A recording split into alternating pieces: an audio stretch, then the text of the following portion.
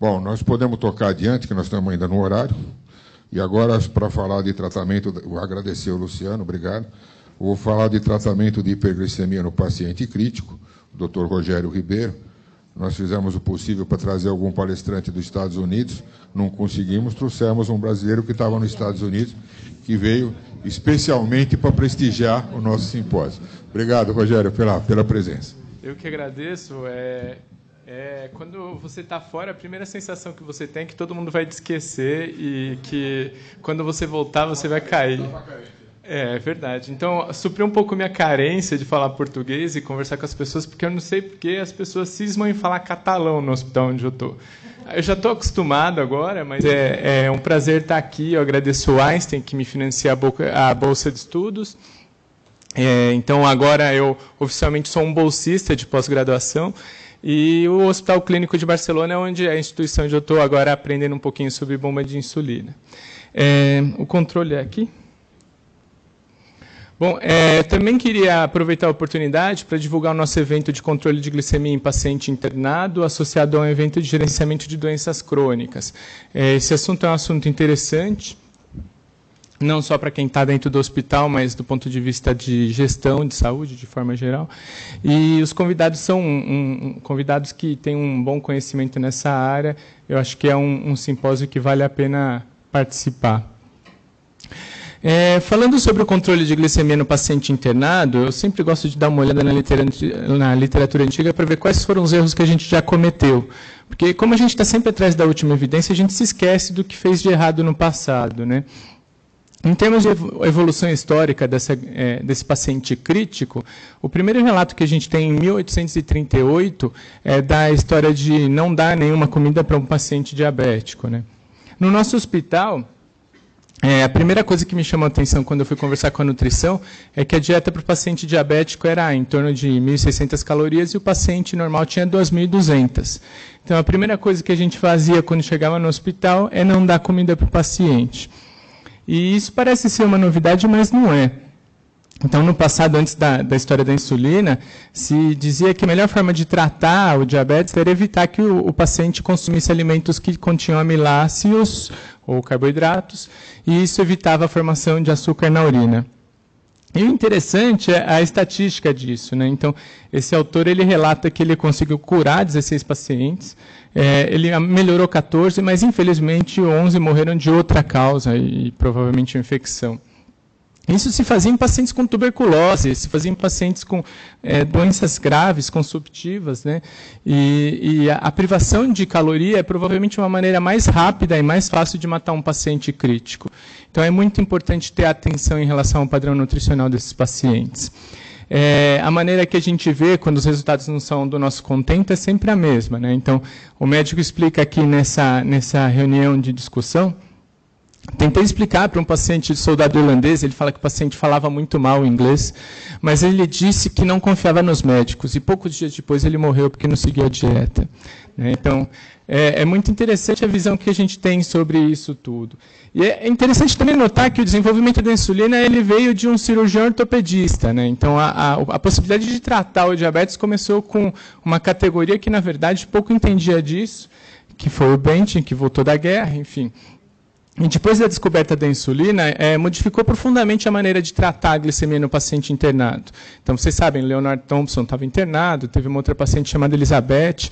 Isso tem um filme da descoberta da insulina que é muito interessante, eu recomendo.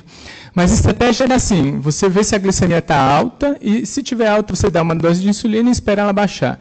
Se tiver normal você não faz nada. E aí depois você continua monitorando. Quando tiver alta de novo, você dá uma dose de insulina. Em 1931, nas recomendações de tratamento para paciente cirúrgico, então, a única forma de controle era através da dosagem de glicose na urina. E o que se fazia era uma escala de correção. E é muito peculiar que hoje, depois de tanto tempo, a forma mais utilizada de tratamento da hiperglicemia seja a mesma de 1931. Né? Como se todo o desenvolvimento que a gente tem em relação à insulina não existisse nesse período. A primeira forma de tratamento de insulina no paciente internado, na verdade, não veio da área da endocrinologia, veio da psiquiatria. Da mesma forma que se tratava os pacientes esquizofrênicos com choque, o que se fazia era criar unidades Imagina nessa unidade um monte de paciente esquizofrênico. Imagina esses pacientes esquizofrênicos atados à cama, recebendo insulina para provocar um coma hipoglicêmico. E a ideia é que a descarga adrenérgica em decorrente disso poderia curar a esquizofrenia. E isso se manteve por muito tempo, de 1927 até mais ou menos a década de 50. E os pacientes relatavam que, embora eles conseguissem ainda manifestar alguma coisa do tipo, por favor, não faz isso comigo, as pessoas diziam, não, olha, isso é para o seu bem, você precisa disso. Né? Então, a hipoglicemia, sabidamente, ela causava uma mortalidade nesse paciente da ordem de 1 a 5%. E, apesar disso, esse tratamento se sustentou por muito tempo. Depois disso, uma série de novos protocolos foram desenvolvidos. O primeiro, a percepção de que quando você administrava insulina, você mudava a repolarização ventricular em pacientes isquêmicos. Isso deu origem a estudos de avaliação da insulina com potássio em pacientes infartados. Com a falta de evidência de que isso era melhor para o infarto, isso caiu um pouco no esquecimento. Até que um cirurgião torácico, novamente os cirurgiões na frente desse assunto, descobriu que havia uma grande diferença na infecção de parede operatória dos pacientes submetidos à cirurgia torácica, quando você fazia um controle mais intensivo de insulina. E provavelmente esse é o melhor cenário para você pensar em controle intensivo de glicemia, o paciente submetido a uma cirurgia. E a maior repercussão disso na prática é a redução da incidência de infecção. Bom, posteriormente, um estudo clássico da belga Vandenberg, 2001, ela publica que os pacientes que eram randomizados para controle intensivo, com uma glicemia entre 80 e 110, eles possuíam uma redução de mortalidade de 34%, com benefícios em redução de sepse, diálise, transfusão sanguínea e polineuropatia. E existe uma peculiaridade aqui, é um estudo unicêntrico de uma instituição europeia. A diferença entre uma instituição europeia e o nosso caso é que as enfermeiras que são europeias trabalham como enfermeiras até o final da vida profissional. Então, ao contrário do que a gente faz aqui, de substituir as enfermeiras e colocar a enfermeira experiente para fazer gestão, lá não, quem faz assistência vai continuar fazendo assistência. E as melhores orientadoras, as melhores gestoras são as enfermeiras. Para paciente internado, não existe nada melhor do que você ter uma boa equipe de enfermagem. E talvez uma das coisas que faça a diferença aqui, e a Vandenberg defende isso muito, é que o corpo de enfermagem que ela tem na instituição dela é um corpo de enfermagem diferenciado, que toma decisões, que consegue antecipar a hipoglicemia e que faz mais controles do que a média do que se vê, por exemplo, no estudo como na Sugar. Por outro lado, o público aqui é um público de pacientes cirúrgicos, predominantemente de cirurgia torácica cardiovascular. Isso provavelmente é um viés que influencia o bom resultado que ela obteve no estudo dela. A glicemia média com tratamento intensivo é da ordem de 103 miligramas por decilitro, e a incidência de hipoglicemia no grupo tratado era da ordem de 1 a 5%. Posteriormente, outros estudos controlados e randomizados foram interrompidos porque havia mortalidade aumentada nos pacientes em tratamento intensivo. Isso fez uma grande revolução. Então, a grande dificuldade de você, como gestor ou como coordenador de um programa, é convencer alguém de uma verdade transitória. Porque quando a verdade mudar, a sua cara vai cair. E alguém vai chegar para você e falar, pô, você falou para mim implementar esse protocolo e agora você está falando para mudar tudo de novo. E o Einstein passou por uma experiência bem interessante nesse sentido, porque o protocolo de controle de insulina endovenosa ele foi implantado na era do Vandenberg. Então, quando a gente iniciou o programa de diabetes, foi em 2009, logo depois se publicou na Sugar dizendo que o controle de glicemia, na verdade, deveria ser um pouco mais flexível com um alvo de 140 a 180, porque buscar uma glicemia entre 80 e 110 aumentava a mortalidade, comparando entre os grupos, no grupo de tratamento intensivo 6,8% e a mortalidade aumentava 27,5% em relação ao grupo controle, que era 25%, e isso possivelmente associado a uma maior incidência de hipoglicemia. Bom, do ponto de vista prático, existem um monte de questionamentos em relação a esse estudo. A variabilidade entre os centros, o tipo de glicemia que foi utilizado. Então, por exemplo, uma glicemia capilar convencional para fazer controle de glicemia em casa, ela pode ter um coeficiente de variação da ordem de 12%. quando ela tem um coeficiente da ordem de 12% e você usa um fator de sensibilidade para a correção da hiperglicemia de 50, você tem um erro das doses de correção de insulina que chega a em torno de 10% das doses. E ter um controle de glicemia feito por um aparelho inadequado pode ser um fator para você induzir mais hipoglicemia. No caso do estudo da Vandenberg, o sangue era arterial, o que fazia mais diferença em termos de ter uma confiabilidade maior. Além disso, como consequência, todos os protocolos foram modificados e havia uma grande dúvida. Qual o alvo ideal para controle de glicemia no paciente crítico? Então, uma série de pacientes internados na Clínica Mayo, quando se avaliava o valor, a faixa de glicemia em que você compara sobreviventes e não sobreviventes, mostrava que havia uma diferença entre 80, 110, 140, 180. Mas não existe nenhum estudo que compare todas essas faixas glicêmicas. O Nice Sugar, que é a nossa referência, compara 140 180. Mas ninguém sabe o que acontece se você manter uma glicemia entre 110 e 140, por exemplo. Então, isso significa que a gente está falando aqui hoje de alguma coisa que provavelmente vai mudar. E que pode ser que a gente descubra que a gente, de repente, cause mais dano para o paciente da maneira atual de tratar. De qualquer forma, é importante a gente sempre avaliar qual é o impacto da medida que você implementa. E a gente, ao longo desses últimos 4 anos, implantou o programa de diabetes com a finalidade de ter a certificação da Joint, e a Joint exige esses indicadores. Então, a gente tem aqui a experiência de 109.779 internações no hospital de forma geral. Qualquer paciente de 18 anos, não grávidas, que esteja internado entre 1 e 120 dias. Isso serve para a gente excluir internações de curta duração e também pacientes crônicos. E o que a gente nota dos dados de 2010 a 2013 é um aumento da quantidade de pacientes diabéticos internados no hospital. Isso vai ser o maior desafio para a saúde pública nos próximos anos, porque, por exemplo, toda a verba que é gasta nos Estados Unidos, a maior parte dos gastos vai para o paciente internado. E ele está justamente embaixo de uma gestão de alguém que não é especialista. Um outro dado que a gente tem é de pacientes que apresentam hiperglicemia, mas não têm registrado um diagnóstico prévio de diabetes. Em torno de 5% desses pacientes se interna nessa condição. E aqui pode ser difícil, pode ser que seja um paciente que seja diabético não diagnosticado. A gente não tem nenhuma maneira de assegurar que ele é ou não diabético, porque, como eu disse, se a sensibilidade da hemoglobina é em torno de 57%, a gente não consegue excluir o diagnóstico. E quando a gente analisa, nesse período, a necessidade de UTI entre pacientes diabéticos, ela é em torno de 20%, que equivale a mais ou menos o dobro da comparação com pacientes normais.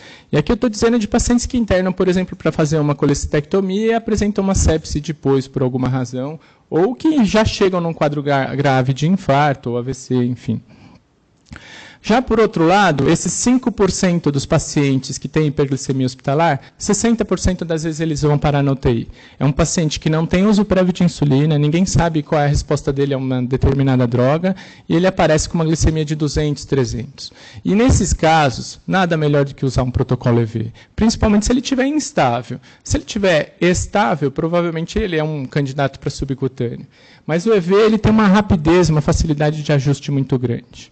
Então, o desenvolvimento do nosso protocolo EV ele se deu a partir de um modelo anterior, que era baseado no Vandenberg, e era só uma folhinha que a enfermeira lia qual era a faixa de glicemia que o paciente apresentava, comparava com a faixa anterior e tomava uma decisão. Com a nova diretriz, a gente passou 6 meses discutindo com o pessoal do UTI qual era o melhor protocolo a seguir, e a decisão foi seguir o protocolo da Joslin. Com um pequeno problema. Nesse protocolo, a gente tem uma tomada de decisão que é feita pelo profissional que mede a glicemia em cada momento. Então, para a enfermagem da UTI medir uma glicemia de hora em hora já é um problema. E fazer uma conta de hora em hora é um problema a mais, porque, via de regra, vai haver erro. Erro é uma coisa que é inerente a fazer medicina dentro do hospital. O que você precisa para fazer ela bem feita, antes de mais nada, é reduzir erro. Depois é acertar. Se você fizer isso nessa sequência, geralmente você vai acertar mais do que errar. E aí, aqui, como havia essa dificuldade de fazer os cálculos, ao mesmo tempo em que a gente implantava o protocolo, a gente usou uma calculadora de Excel para calcular as doses de insulina.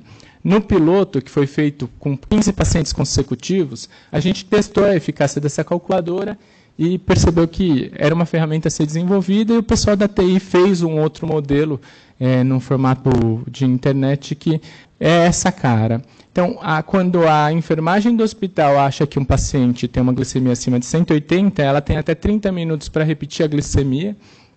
Isso serve principalmente para evitar um erro de dosagem de glicemia, que geralmente é pré-analítico.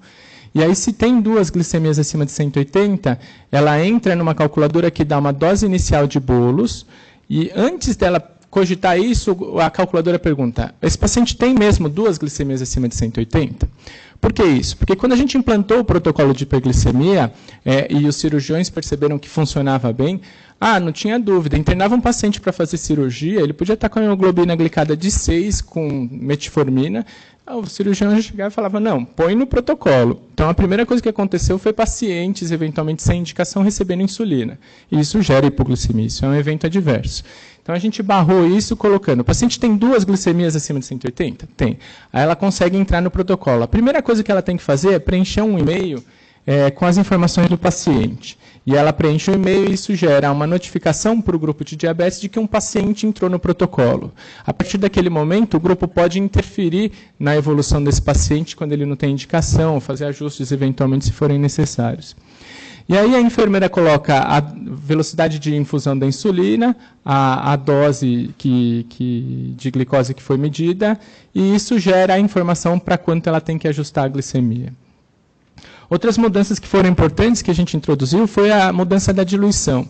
A gente anteriormente, no protocolo prévio, tinha diluição de 1:2. Então, quando, por exemplo, a enfermeira dizia, aumenta 2, ninguém sabia se era 2 ml ou 2 unidades.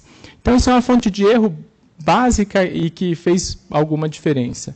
O priming do equipo, que já foi discutido aqui, que é deixar a solução de insulina aderir à parede antes de iniciar com uma infusão de 20 ml através do sistema. A indicação é irrestrita. A gente, no período inicial do protocolo, testou em pacientes desde pós-operatório de cirurgia digestiva até em casos bem graves e decidiu que a indicação era irrestrita porque facilita a tomada de decisão. E é muito mais seguro você fazer a insulina EV nesse protocolo do que fazer subcutânea. A incidência de hipoglicemia é bem menor. Ele passou a ser monitorado e gestionado por nós, né? Um dos primeiros casos clínicos que chamou a atenção na implantação do protocolo foi que me ligaram por volta aí de umas 8 horas da noite falando, olha, a gente está usando o seu protocolo e não está funcionando. Porque você não é da UTI, você não conhece os nossos pacientes, então, sei lá, acho que tem alguma coisa de errado, você precisa vir aqui no hospital. Eu falei, o que está acontecendo? Bom, a gente está com uma velocidade de infusão de 100 unidades por hora, a glicemia do paciente está se mantendo em torno de 250 e a gente acha que tem alguma coisa errada. Então, posso desligar o protocolo? Eu falei, não, mantenha o protocolo, eu vou até aí. Aí eu liguei para o Simão, falei, Simão, está acontecendo isso, eu não sei o que fazer. Ele falou, não sei, vai lá dar uma olhada e vamos ver, né? E aí eu fui até o paciente, vi, avaliei, falei, está entrando insulina? Troca o equipo. Aí trocamos todo o equipo. Despreza 20 ml da solução. Desprezamos 20 ml da solução. Vamos recomeçar do zero. Então, faz o bolos de inicial. Fez o bolos inicial. E aqui, estável. A glicemia dele se mantive em 250. A gente acompanhou esse paciente aí por umas 4 horas e a glicemia dele não mudou nada. Falei, gente, não adianta ficar subindo essa dose de insulina, não faz sentido. Mas a gente já estava com uma dose de 150 unidades de insulina por hora. E a gente optou por manter.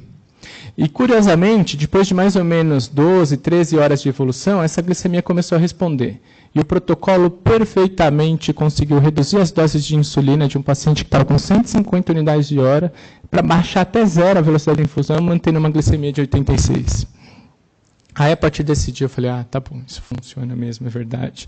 E até que essas coisas aconteçam, você não tem confiança no que está sendo feito. Porque quando você implanta um programa, não é você que conduz o paciente. Você simplesmente dá uma ferramenta.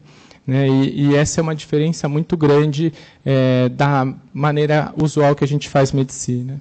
Esse paciente recebeu 1.500 unidades de insulina e no final, depois levantando a literatura, a gente viu que em choque cardiogênico é assim mesmo. Às vezes o paciente fica por até 48 horas e de repente a sensibilidade da insulina volta. Isso pode estar relacionado à afinidade do receptor de insulina numa situação de acidose, mas esse paciente especial não tinha acidose. Se discute se suplementar cromo faça alguma diferença para melhorar a sinalização finalização, mas não tem nenhum grande estudo sobre isso. E como melhora depois de 48 horas, se você der chá de pata de vaca, provavelmente vai melhorar também, então é difícil avaliar. Os primeiros resultados que a gente mediu serviram em parte para a gente ver a importância da nossa calculadora de insulina. Então, no primeiro mês de implantação, a gente conseguiu aumentar a indicação do protocolo, porque a enfermagem tinha medo de iniciar o protocolo EV e ter hipoglicemia. Como a gente estava implantando um protocolo que a faixa-alvo era mais alta, a primeira coisa que a gente pensou, os nossos pacientes vão ficar mais hiperglicêmicos. E isso não aconteceu. Como a gente indicava mais os protocolos, a quantidade de pacientes em hiperglicemia foi caindo progressivamente. E no segundo mês de implantação, a gente, com a calculadora ajustando as doses, conseguiu um afinamento melhor dos ajustes de dose. E aí a gente conseguiu reduzir a incidência tanto de hiper quanto hipoglicemia. Ao mesmo tempo, comparando a eficácia em termos de utilização do protocolo, ela não era muito diferente do protocolo anterior. Bom, o tempo foi passando, a gente, para implantar o protocolo, treinou toda a equipe de enfermagem da UTI. Tinha uma enfermeira excelente, que fez a implantação, que é a Renata, que hoje em dia, infelizmente, não está mais na gestão disso, porque, como toda boa enfermeira, a gente tira da assistência e põe para fazer gestão. E aí, essa enfermeira ela conseguiu treinar quem não foi treinado, inclusive os médicos. Ela catequizou os médicos, né? E com isso, a gente tinha uma situação bem peculiar. O nosso protocolo EV, quando você olha o horário de início do protocolo, ele é muito mais noturno do que diurno. Todo mundo fala, olha, o hospital, quando vira o turno, quando é o turno da noite, é outro hospital. No nosso caso, no protocolo EV, ele é muito melhor. Porque à noite, a enfermagem tem uma certa autonomia para a tomada da decisão. E aí, quando chega o dia, a gente tem o viés. O protocolo, de alguma forma, ele melhorou bem o controle dos pacientes da UTI. Os bons resultados que a gente teve de redução de hipoglicemia se deveu principalmente a isso, né? Então, em termos de eficácia, a gente, na escala de correção, tinha, aí no segundo ano do programa, 60% de controle, com protocolo de subcutâneo, depois de 3 dias, 53% de controle, não era bom. Nessa época, a gente não recomendava ajustes de dose, mas, apesar disso, a gente tinha uma incidência de hipoglicemia muito baixa no protocolo subcutâneo. E qual é o problema do protocolo subcutâneo? É a indicação de protocolo subcutâneo para paciente previamente insulinizado.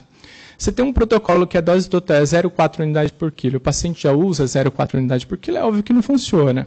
Só que quando você põe o protocolo, não adianta você tentar estabelecer 5 condições diferentes. Para a enfermagem, do ponto de vista assistencial, você tem que dar uma diretriz. E ela vai seguir aquela diretriz. E você, na gestão, tem que cuidar para que, quando a situação não é factível, alguma mudança seja feita, né?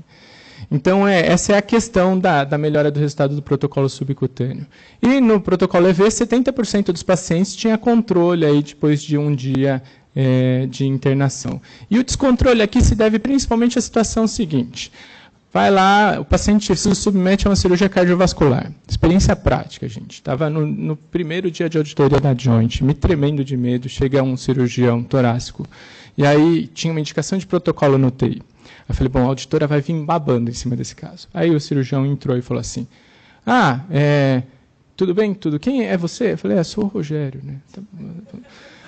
Tá bom. Você está vendo a glicemia? Já está controlada, já? Eu vou dar alta para ele? Eu falei, então, faz a transição. A transição? Transição do quê? Não, é que esse paciente está com 4 unidades por hora e nessa dose ele precisa de insulina. Não, mas a glicemia está a 100, 110, não está correndo nada agora, né? Falei, então, mas ele precisa de insulina, porque se não correr nada, acaba o efeito em 5 minutos, a gente mede de novo. Mas protocolo para quê? Eu vejo o paciente aqui faz tanto tempo e esses pacientes fazem hiperglicemia e amanhã eles já estão bons já. Então, essa coisa da resistência, ela se vence de uma maneira pouco a pouco, gradual. Você vai lá, mostra o resultado, você vai lá, apresenta isso aos poucos. E esses números, eles são importantes para aumentar a consistência. Mas só que quando chega no momento em que você não consegue olhar para todos os pacientes ao mesmo tempo, você invariavelmente vai ter paciente que escapa. E a gente eu olhava para isso como com a cara do gestor, né? Então, para mim era um indicador, eu não olhava tanto do ponto de vista clínico. E agora, com a ajuda do pessoal da USP, eu estou tentando transformar isso com uma avaliação mais científica. Mas é um desafio, porque a variabilidade de conduta no hospital é muito grande, né? Então, a gente tem que criar uma série de fatores para tentar homogeneizar os dados, né? Mas, de forma geral, como clínico ou gestor, é claro aqui que nos pacientes internados em UTI, de 2011 a 2013, a gente reduziu aqui em amarelo a quantidade de pacientes que tinha glicemia acima de 300. Na opinião de um pessoal que trabalha com indicador de glicemia chamado Glucometrics, da Universidade de Yale, isso é um evento adverso no hospital. Se deixar um paciente fazer 300 no hospital, é um evento adverso. Você está pondo ele em risco. E o outro evento adverso é a hipoglicemia menor do que 40. Então, a gente reduziu a quantidade de pacientes diabéticos com glicemia maior do que 300 de 15% para 10%. E reduziu a quantidade de glicemias abaixo de 140 para 0,3%. Né? E em pacientes que tinham hiperglicemia hospitalar, esse resultado também foi mais ou menos semelhante. A mortalidade dos pacientes que permanecerem algum tempo na UTI era de em torno, para os hiperglicemia hospitalar, em torno de 17,7% e baixou para 15,6%. Aqui não tem nenhuma análise estatística, é uma visão principalmente de gestão, então eu não quero dizer para vocês, olha, a gente implantou o programa e a mortalidade caiu. Mas eu tenho certeza que, de alguma forma, a gente beneficiou esses pacientes, principalmente esse grupo que tem hiperglicemia hospitalar, que é justamente o grupo que esse cirurgião torácico acha que faz hiperglicemia por 24 horas e depois melhora. E aí ele reinterna com a infecção. Só que quando ele reinterna com a infecção, ele fica com infecto, porque a ponte que foi feita é sensacional, né? Então, e outra coisa que eu quero mostrar aqui é a variabilidade disso, né? Embora o protocolo vai muito bem, aqui a gente vê a mediana dos dados de glicemia de 492 casos, né? A gente vê uma dispersão de dados muito grande aqui. Essa dispersão de dados é principalmente por variabilidade de conduta. Apesar disso, a quantidade de hipoglicemias menor do que 40 é muito baixa. É menor do que a que a gente tinha previamente. E essa dispersão de dados se deve principalmente a entradas e saídas do protocolo. O protocolo ele é inteligente. Se o paciente fizer uma glicemia menor do que 100, desliga a bomba, dá glicose e reinicia logo depois. Só que o que acontece?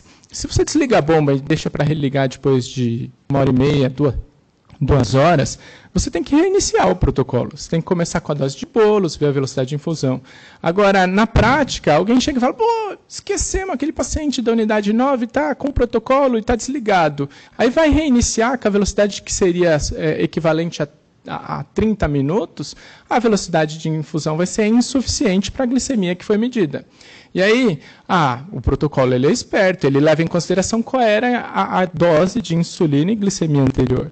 E aí o que acontece na prática? Ele pede para você aumentar a dose e o paciente acaba recebendo uma dose excessiva de insulina e faz hipoglicemia depois. Então, controlar isso daqui, gente, é igual tourada. Porque não é o protocolo que é o problema, são as pessoas. Né? E nesse sentido, quanto mais automatizado for isso, provavelmente melhor. Existem algumas perspectivas interessantes nisso. Existe uma bomba de infusão já no mercado que ela dá a velocidade de infusão de parenteral, a velocidade de infusão de glicose e a velocidade de infusão de insulina. E a bomba tem um algoritmo interno programado que ela alarma para fazer a medida de glicemia. Então, dessa forma, ela pode mudar o intervalo de realização da glicemia de 30 minutos até 2 horas depois. De forma que você otimiza tanto a quantidade de glicemias que você faz, quanto o controle glicêmico. E a única coisa que aciona a atenção na enfermagem, numa UTI lotada e cheia de protocolos, é um bip. Então, quando bipa, você vai lá e faz a glicemia e a bomba, de novo, volta ao normal, né? E isso a gente ainda não teve experiência. Eu falei para o Gustavo, que agora assumiu a função de coordenar o programa, para, de novo, reativar. E uma das coisas importantes que eu quero dizer aqui é que um programa certificado não é um programa isento de erro, não é um programa perfeito, não é um programa melhor do mundo. A gente está numa certificação que só 8% dos hospitais americanos têm. Isso é excelente, mas a gente não faz isso da maneira que deveria. Precisa melhorar muito ainda. E é importante a gente dizer o que a gente faz de errado para poder melhorar. E isso permite a gente desenvolver. Uma coisa interessantíssima em relação a cuidar de paciente internado é o NHS, que é o Sistema de Saúde do Reino Unido. A população inglesa tem um orgulho tão grande dele que colocou o logo do NHS na abertura da Olimpíada de Londres. E, recentemente, o NHS publicou um relato de como estava o controle dos pacientes internados no sistema de saúde inglês. E, para vocês se surpreenderem, 40% dos diabéticos internados na Inglaterra é vítima de erro. Entre eles hipoglicemia, entre eles cetoacidose. Então, no meu hospital existem erros, a gente apura, a gente vai atrás, tenta resolver. Provavelmente o programa que a gente criou, que principalmente idealizado pelo Domingos, pelo Simão, pelo Ricardo, ele nunca vai ser um programa perfeito. Mas a avaliação desses erros é que contribui para desenvolver o programa, o algoritmo. E acho que a gente tem que ter sempre a convicção de que o que a gente está fazendo talvez seja o melhor. Mas será que está certo, né? Será que a gente não está fazendo o mesmo que eventualmente se fazia lá nas unidades de coma induzido para os esquizofrênicos, né? Então, essa crítica ela tem que ser contínua para a gente sempre melhorar. E esse assunto é novo, ninguém entende ele direito, né? Você vê um assunto tão importante, a gente só tem estudo do Ampierres publicado. É muito pouco, a gente precisa estudar mais isso, né? Então, é isso. O que a gente tem de perspectivas futuras é discutir a metaglicêmica, começar a pensar em insulinização de subcutâneo na UTI, porque é uma coisa razoável, se o paciente está estável do ponto de vista glicêmico, fazer a transição mais precoce. Eu acho que isso pode ser uma fonte para reduzir a incidência de erro, de alguma forma. Essas bombas de infusão inteligente e sempre lembrar dos métodos confiáveis de mensuração. No paciente crítico, em choque, glicemia capilar não significa muita coisa, porque ele é vasoconstrito. Então, é sempre levar em conta a necessidade de, eventualmente, ter uma checagem por outras formas de glicemia. É isso. Mais uma vez, obrigado aí para vocês que me convidaram. E,